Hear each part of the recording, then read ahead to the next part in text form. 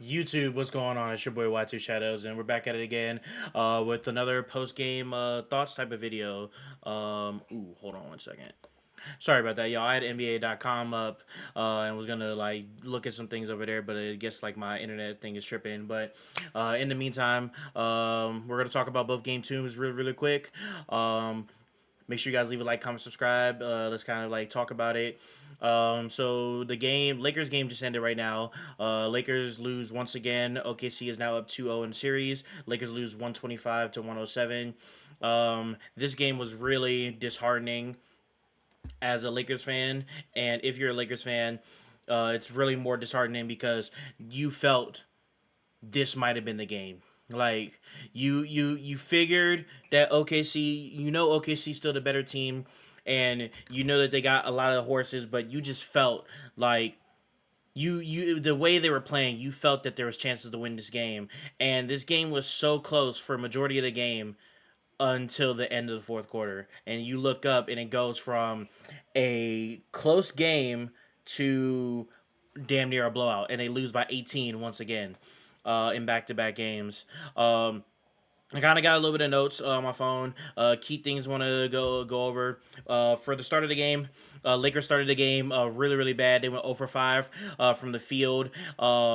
And they didn't get a bucket until Rui scored. It was like I think it was 7-2 when Rui finally scored and got 2 points. I think it was like 7-2 or 9-2. And then OKC, they had continued to still get some easy buckets for them. Also, both teams had multiple turnovers to start the game as well. JJ Redick continued the strategy of, hey, we're gonna blitz shot. We're gonna blitz Shea, and Shea's just gonna have to be a playmaker, and everybody else is gonna have to beat us. Which it still continued to work because in this game, we had SGA in foul trouble too. Like SGA was in foul trouble. SGA didn't get to play it really matter, make an impact on this game until like the end of the fourth quarter. Where was Shea at? Shea had three turnovers, and he had four fouls early within the third quarter. Like he didn't play again until like the fourth quarter, and then the fourth quarter is kind of where he ended up going off and had like 22 points. But we got killed by the others. Jared McCain continues to just be a terror on the court. Anytime anytime Jared McCain, I feel like has the ball, he's just getting an open shot. He went 4 or 5 from three this game. Like every single time Jared McCain had a 3 point shot, I knew it was going in. Literally every single time. And he only missed one 3 pointer and ended up with 18 points. Then you also got outside of Shea, ended up with 22 points as well. Which again, we did our best job on him, but Shea still ended up with 22 points. You let AJ Mitchell get 20 points, and he went to the free throw line multiple times. Chet with 22 and 9. Like the only person who was really bad on the court was Lou Dort. Lou Dort was the worst player on the court. Like, and that should tell you something. Lou Dort was the worst player on the court, and they still won by 18. Um, man, this is Reeves' best game of the playoffs so far. Reeves with 31 points and 6 assists. Shot really well as well, 10 of 16 from the field, and went 50% from three. But he had 5 turnovers, 5 fouls, 5 turnovers. It's just not gonna cut it at all. DeAndre Ayton's hands are god awful, man. Just continues to be really bad. Like if like with his hands are like the worst thing in the world. Rui was doing great this game. Like from three, Rui was hot. From three, felt like he couldn't miss at all. Like it was like him and Jared McCain. You just felt like from three they weren't missing. Because Rui didn't like after his three in the early third quarter. Rui didn't do much else for the rest of the game. LeBron tried to continue to keep it going, but LeBron could only do so much. Marcus Smart just took too many bad shots, too many wild possessions. Marcus Smart, 13 shots for Marcus Smart. I just disagree with. He shouldn't be having that many shots. Like him having the third most shots on the team, I can understand that if he was having a hot game, but him having 13 shots in total and only going 4 for 13 was really bad. Multiple points in this game. Another thing I just want to bring out, so a couple little points. SGA picked up his fourth foul early in the third. It was a play where Austin Reeves was on him, and he had wrapped his arms around SGA.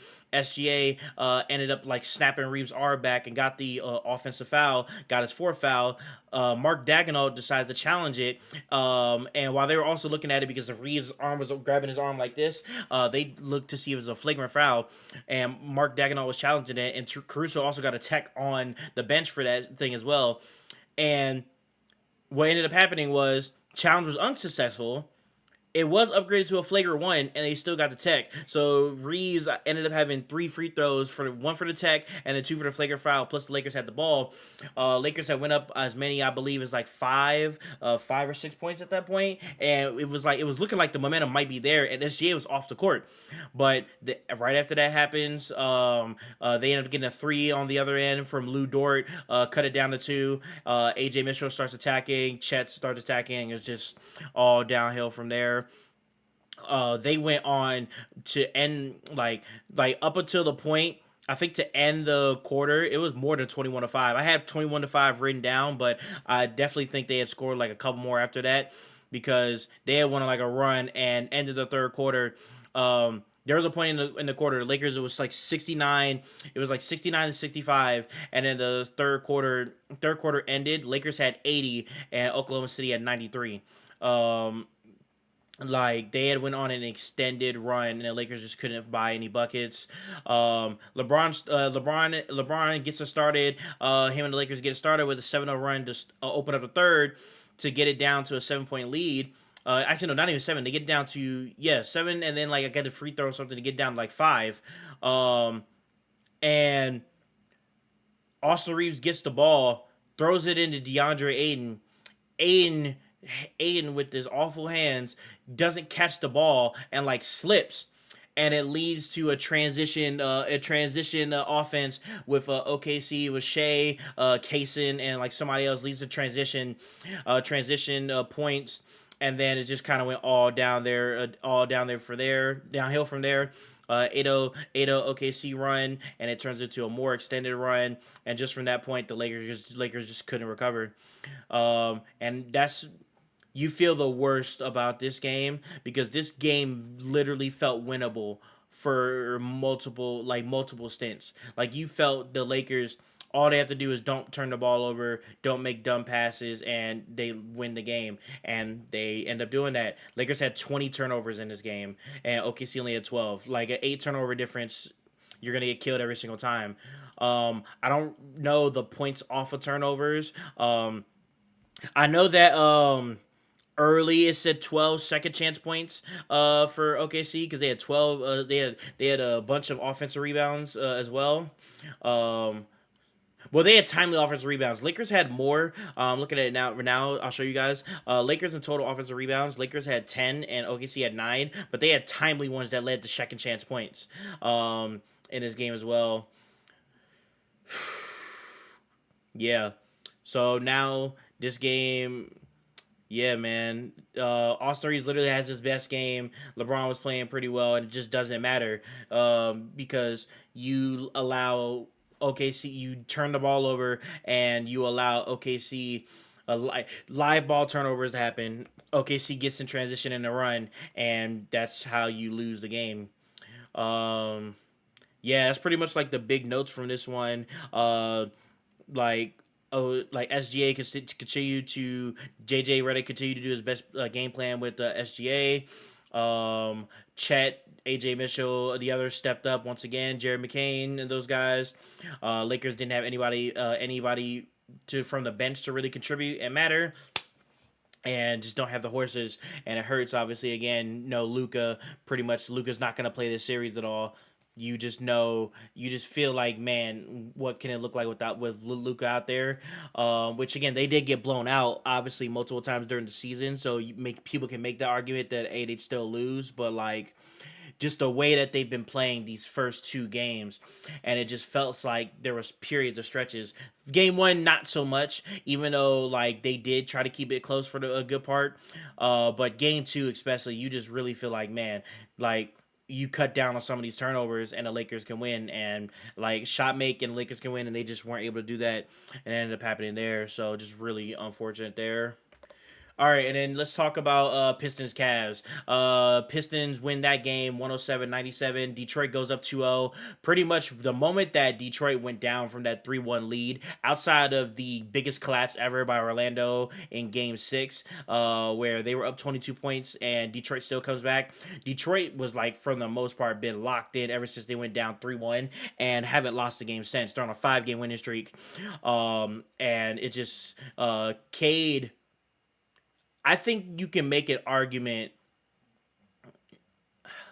How I say it? I think you can make an argument that Cade is the best USA player in the world right now, and it's like hobbled and Tatum is out. So these are like pretty much your strong contenders, and I I can probably make a really good argument that Cade's the best American player in the world, and not even just the best American player. He might be a top 5 player in the world. I can strongly probably make an argument and a case for it that Cade might be a top 5 player in the world, because Cade, man, just continues to shine. Cliff notes from this game. Earlier in the game, I kind of didn't pay the best attention to this game a little bit earlier, because I was kind of doing something. But I did note that Cavs did have 6 turnovers in the first quarter. Asar Thompson had 3 fouls during the half, so they had gotten them gotten Cavs have worked out and gotten their best defender in foul trouble, which was a good play. James Harden continued to struggle and be awful in the playoffs. They this is now Harden had 3 made in the total of the game. At halftime, he went 3 of 10 and had 3 turnovers. Harden ended the game. He had 3 total made baskets with 4 turnovers. So he had more turnovers than made baskets and ended up with 10 points. Harden continues to be a disaster in the playoffs. A lot of people could have told you this, but like it's just wild to see in real time how bad Harden is at this stuff. It's like really insane to see. It's nuts to see how that goes out there. Um, Dennis Jenkins does another end of quarter shot. Cade kicks the ball out to him with like 2 seconds left, and I'm not gonna lie, in real time it looked like it was gonna end up missing. I thought it hit the front of the rim, but Dennis makes the three at the end of the third quarter. Cade also was like very passive to start the, well, not even passive because he had multiple assists, but I would say he definitely felt the pressure from Cleveland because he only had 8 shot attempts until around the 7 minute mark of the fourth quarter, like literally 8 shot attempts, and that's how they ended up there. Tobias Harris continued to really have another great game. Tobias Harris has now 7 straight playoff games of at least 20 points. Let me show you guys. He ended up with 21, 9 to 16 from the field over here. And then, yeah, let's talk about Cade really quick, man. Cade, in the fourth quarter, Cade had 12 points in the fourth, ended up with 25 and 10 assists, man. Cade, like I said, man, Cade is incredible. Cade literally continues to carry the Pistons, and not only carry the Pistons, but be, I would say, a top 5 player in the world. Duran was pretty strong. Had 8 points and 10 rebounds right there. Almost missed out on a double double, but would have been right there. There was a funny thing. Let me tell you guys about Asar Thompson. There was a funny thing, right? Asar hits a three, and like this three pretty much would have sealed the game. It was like I think it would have put them up like 11. It's the one time you see Asar shoot a 3 pointer and the ball was in his hands, and so it was a shot clock violation. It didn't end up counting, but like you just knew, like the moment he hit that three, it was like a minute left when he hit this three. The moment he hit that three, you knew it was over. And then turns around, right, like Asar feeling confident. Harden gets the ball, and Asar rips Harden with like 35 seconds left in the game, and that pretty much sealed the deal over there for Detroit, because Asar rips the ball. The Pistons get it, and they end up going to the line shooting free throws there. Duncan Robinson continues his hot streak from 3, 5 and 9, shooting that pill off. There was a play too. Asar gets the ball with not that much time left. Duncan Robinson goes to the right corner with Max Strus trailing him. right? He goes to the right corner. Asar throws the ball, like does a nice little bounce pass to the corner right into Duncan Robinson's shooting pocket so he can go straight up and shoot it, and he hits it over Max Strus. The craziest thing is the play literally looks like it should have been a turnover, and especially if Max Strus was able to turn his head around, that's definitely a clear turnover. But obviously he's watching Duncan Robinson run down to get to a spot so that Duncan can go shoot. So obviously he's trailing that play, and Asar literally makes the perfect pass right into his shooting pocket, gets it off for a three. One of the more beautiful plays in basketball that you'll see. It was great. Evan Mobley, man. Let's talk about Mobley real quick, too. Mobley continues to be a disaster. 9 points with 1 rebound. Absolutely the fuck not. Terrible game. Donovan Mitchell, had a pretty good game as well, but let me talk more about Mobley. Mobley just continues to just be bad, bad in this series, and kind of just been mediocre in the playoffs as well. It's definitely, I would say, if this holds up like how it does and Cleveland ends up losing the series, they're gonna have to make a decision in the Cavs front office on what they're gonna do with Mobley, Mitchell, and some other players moving forward. I personally think you should probably trade Donovan Mitchell, because Donovan Mitchell just is so iffy in the playoffs, and just an iffy player in general, and he's a guard that doesn't really defend well. I personally feel you should probably just get rid of Donovan Mitchell, but Evan Mobley just has not taken the leap that people really wanted him to take, for real. Yes, he was the DPOY last year, but a lot of people would have gave that to Wemby if Wemby didn't have the blood clot. So he was well deserving of it, but a lot of people still feel that that's Wemby's award, right there. And Wemby should be back-to-back DPOI. And then, yeah, just Wemby, Mobley had just not made the offensive leap that you really wanted to do. Mitchell shot good from this game, but Mitchell had taken so many bad shots. There was a bunch of floaters that he was missing, a bunch of contested shots he was taking as well that he missed as well. 2 of 9 for 3. Man, Donovan Mitchell, I don't really know what else to really say about this guy. Like, he can microwave and he can cook at times, but he's just not really good on the defensive end. And when he is shooting poorly, you can see how bad it negatively affects the team. There was a play where Mitchell had left Duncan Robinson. It was supposed to be a clear switch with Dean Wade. Dean Wade was supposed to switch onto Duran off of the Duncan Robinson screen, and Mitchell was supposed to go over the screen and chase Duncan Robinson on that switch so that Duncan Robinson doesn't get an open 3, and Mitchell doesn't switch. So D Wade, expecting to switch, goes to Duran. Mitchell doesn't switch, leads to a wide open Duncan Robinson 3, and you literally see in the thing, Dean Wade puts his head down and just feels defeated. You could just literally tell there that's how that goes. But yeah.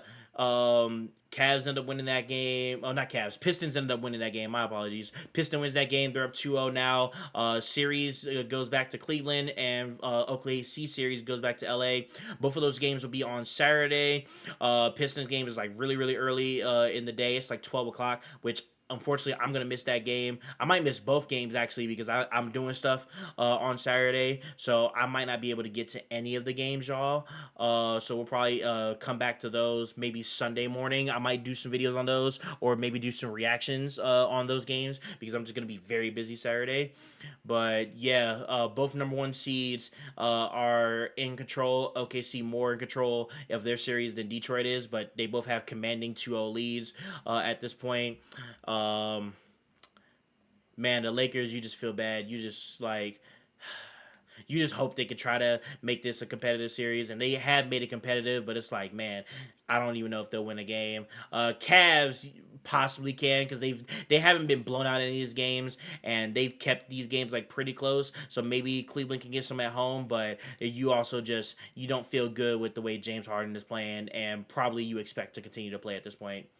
Anyway, that's going to be it, y'all. I love you guys. Chaos Control Me, I'm out. I'll talk to you guys tomorrow for the game 3 with the Knicks, 76ers, and Spurs Timberwolves. See you guys in the next one, y'all. Deuces.